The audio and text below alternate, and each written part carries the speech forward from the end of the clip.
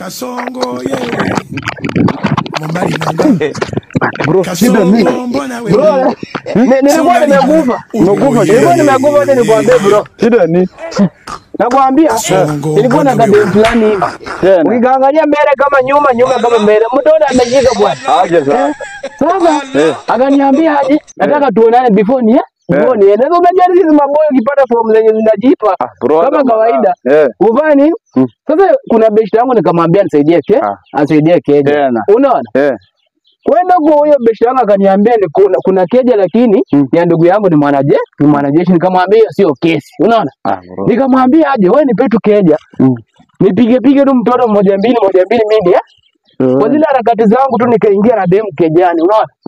Nikapiga sikutaka story mingi, kwa nataka nipe tu vitu mimi malizana na story baadaye.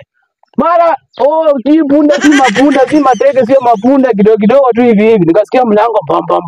Unaona? Nikasikia mlango tu kupiga hivi. Sasa kwa hiyo harakati tu kufungua mlango nikapata jamaa fulani ako na kifua kubwa hivi kama tractor. Nikasema vipi? Akasema unafanya nini hapa? Nikamwambia nimeomba keja. Kwa hiyo harakati akaniambia kadi ya simu na demu naacha nini?